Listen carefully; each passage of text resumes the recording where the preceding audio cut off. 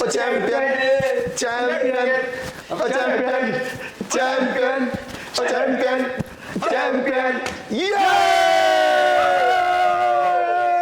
Finally congratulation India, many many many many congratulation. हम लोग बहुत खुश हैं।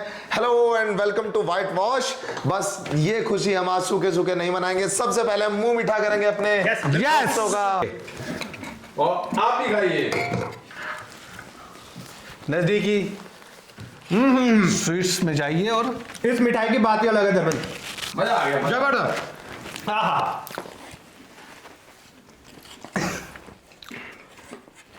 सही है यार, टेस्टी है भाई।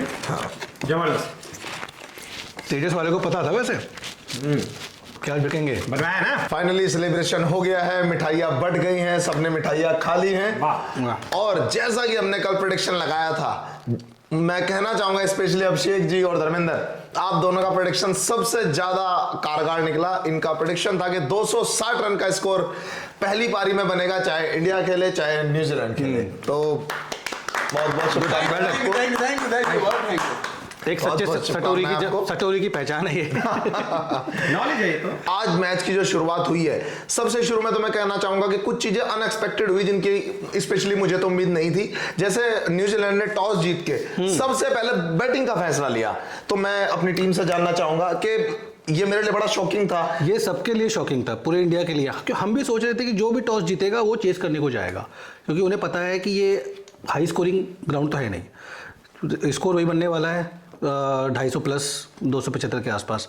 तो सेकंड वाली टीम जो चेस करती है ना, उसके पास कुछ बेनिफिट्स होते हैं, उसको थोड़ा टाइम मिल जाता है कि यार अपनी चेस कैसे करना है, प्लानिंग वो कर सकता है। बैटिंग नहीं हो।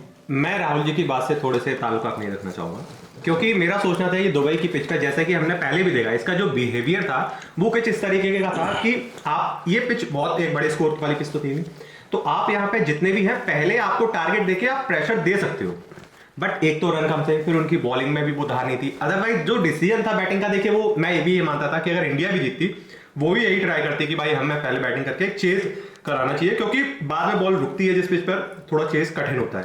तो धर्मेंद्र जी, बिल्कुल गौरव, मैंने पहले ही बोला था कि यहाँ पे जो टोटल मैच हुए हैं, अब ये फाइनल सहित 5 मैच हुए हैं, जिसमें से चेस करके 4 मैच जीते गए हैं। तो मुझे भी नहीं लगता था कि भाई कि जो भी टॉस जीतेगा वो पहले बैटिंग करेगा, क्योंकि इससे पहले भी जो जैसे न्यूजीलैंड इससे पहले बैटिंग की थी तो उसमें भी उन्हें लॉस हुआ था। तो ये डिसीजन कहीं ना कहीं उनके लिए गलत साबित हुआ।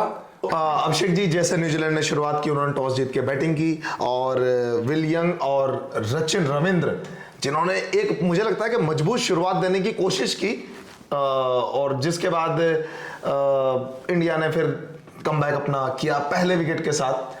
देखिए ये बात हमने पहले भी जाहिर की थी कि सचिन रविंद्र एक ऐसे खिलाड़ी है जो कि भारत के लिए खतरा साबित हो सकते हैं, और वैसा ही हुआ। उन्होंने बहुत शानदार बल्लेबाजी की, वो एक अकेले बल्लेबाज जैसे लग रहे थे, जो कि आज लग रहा था कि एक कहीं इंडिया के लिए खतरा साबित हो सकते हैं। बहुत अच्छी बल्लेबाजी कर रहे थे, पूरे रंग में थे, और ऐसा लग रहा था कहीं वो भारत के रंग में भंग न जमा दें। बट हमारे पास जो बॉलर है भैया, फिर आएंगे तो विकेट तो जाएंगे न्यूजीलैंड के अगर आप शुरू में देखें, अगर मोहम्मद शमी का पहला ओवर देखो, मोहम्मद शमी ने जो पहला ओवर डाला था, उनकी बॉल अच्छी खासी लहर रही थी, और मुझे लग रहा था कि ये दिक्कत देने वाले हैं। लेकिन रचिन रविंद्र हमारे जो इंडियन के ही प्लेयर हैं उन्होंने शुरू में उन्होंने 2-3 ओवर, अगर आप देखो तो 2-3 ओवर उन्होंने बॉल को देखा, थोड़ा वेट किया, बॉल को समझा, उसके बाद उन्होंने हिट करना चालू करा। और जब उन्होंने हिट करना चालू करा तो मुझे लगता है कि उन्होंने मतलब वो रुके नहीं, फिर वो रुके ही नहीं।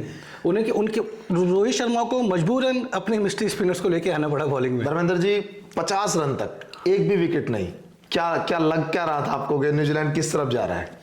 नहीं, जब स्टार्टिंग में जब वो दोनों खेलने आए, और जैसे कि आप मोहम्मद शमी की बात कर रहे हैं, तो मुझे यहाँ पे जितने भी मैंने मैच देखे तो मुझे ऐसा लगा था कि सबको पता था कि एक ही बंदा उनके पास फास्टर, इसको हम टारगेट कर लेते हैं, जिससे कि फिर इनका फ्लो टूट जाएगा। पर उनको ये नहीं पता था कि भैया तर्कस में रोहित शर्मा के बहुत सारे तीर हैं।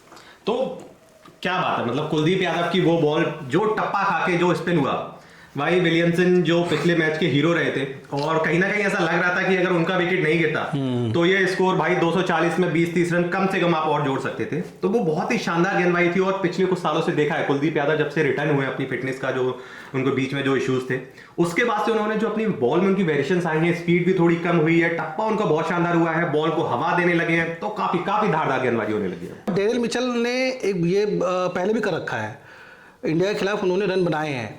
आज मुझे लग रहा था कि केन विलियमसन रन बनाएंगे, लेकिन केन विलियमसन का मैं ये कहूँगा कि वो स्पिनिंग, मुझे लग रहा था एक ही इकलौते प्लेयर हैं केन विलियमसन जो कि स्पिनर बहुत अच्छा खेलते हैं न्यूजीलैंड की टीम से, लेकिन हमारे कुलदीप यादव ने उनको तो चलता कर दिया, आज अपनी फिरकी में फंसा लिया उन्हें, फिरकी में फंसा लिया उन्हें।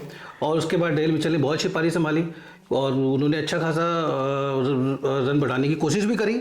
एंड टाइम पे जाके थोड़ा सा एक गलत शॉट खेल गए वो, लेकिन रोहित शर्मा का कैच भी जो था वो भी कैच बहुत अच्छा था, उन्होंने शॉट अच्छे मारे थे, मोहम्मद शमी पे 2 चौका मार चुके थे। देखिए आपने कैच की बात उठाई है तो धर्मेंद्र जी मैं कहना चाहूंगा कि आज हमारी टीम ने फील्डिंग भी बहुत खराब की है।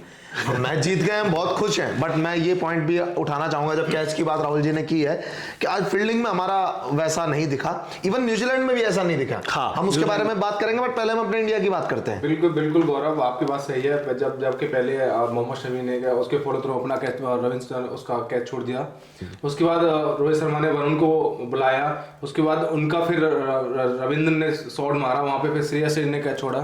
तो कई सारे कैचेस आज इंडिया से छूटे हैं जो उम्मीद नहीं रखी जा सकती, क्योंकि उन्हें एक बेस्ट फील्डर का अवार्ड मिलता है और एक उसके लिए अलग से एक फील्डिंग कोच है, हर मैच के बाद बेस्ट फील्डर का अवार्ड दिया जाता है। तो इस हो सकता है कि फाइनल का प्रेशर हो उसलिए, बट बहुत आसान कैच थे।